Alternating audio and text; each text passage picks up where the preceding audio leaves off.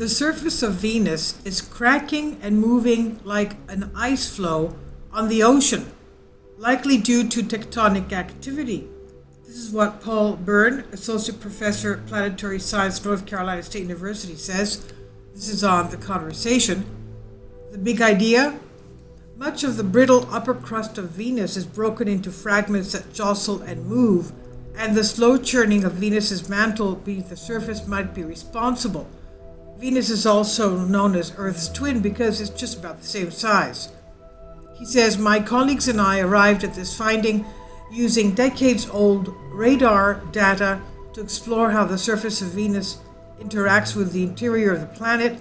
We describe it in a new study published in Proceedings of National Academy of Science on June 21st, 2021. Planetary scientists like me have long known that Venus has a plethora of tectonic landforms. Some of these formations are long, thin belts where the crust has been pushed up together to form ridges or pulled apart to form troughs and grooves. And in many of these belts, there's evidence that pieces of the crust have moved from side to side as well. In our new study, we show for the first time that these bands of ridges and troughs often mark the boundaries of flat, low-lying areas. Kindly support my Patreon account since YouTube has again demonetized my YouTube channel. The daily posts are 5 videos daily, and they are totally different from what I have on my YouTube channel. Thank you so much for your support and that you find all my content so interesting. You'll find the Patreon account details in the description box below. Ridges and troughs of boundaries of flat, low-lying areas that themselves show relatively little deformation and are individual blocks of Venus's crust that has shifted, rotated, and slid past each other over time that may have done so in the recent past.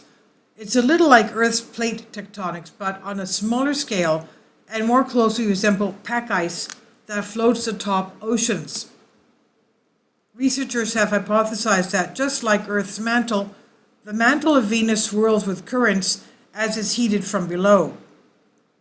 My colleagues and I modeled the sluggish but powerful movements of Venus's mantle and showed that it is sufficiently forceful to fragment the upper crust everywhere we found these lowland blocks.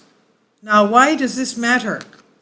The major question about Venus is whether the planet has active volcanoes and tectonic faulting today.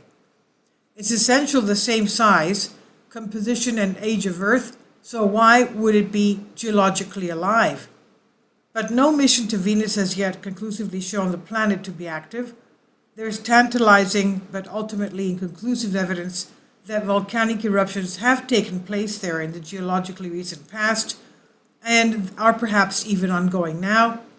The case for tectonic activity, the cracking, breaking, and folding of the planet's crust, is on even less solid ground, showing that Venus's geological engine is still running would have huge implications for understanding the composition of the planet's mantle, where and how volcanism might be taking place today, and how the very crust itself is formed, destroyed, and replaced.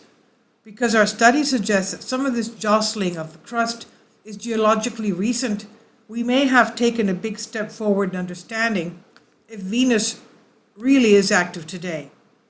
What is still not known? It's not clear just how widespread these crustal fragments are. My colleagues and I have found 58 so far, but that's almost certainly a low estimate.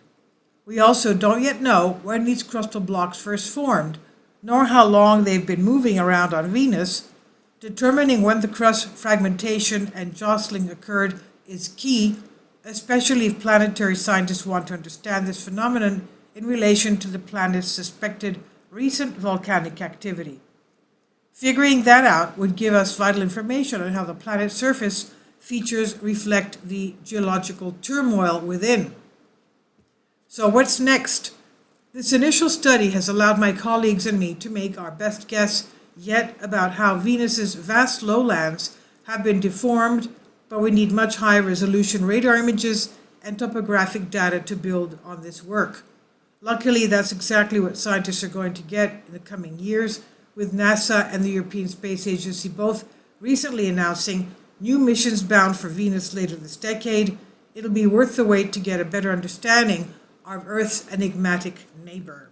And we also know that we have this huge asteroid, comet, or mini planet coming in from the Oort cloud. Well, they think it's from the Oort cloud. It may be just another interstellar minor planet. And in about 10 years, it would have reached Venus. And now, what effect will that have on Venus and our Earth? We have no idea. That's another surprise in our solar system. This is Here from the Conversation. Please leave your comments, and thank you for your support.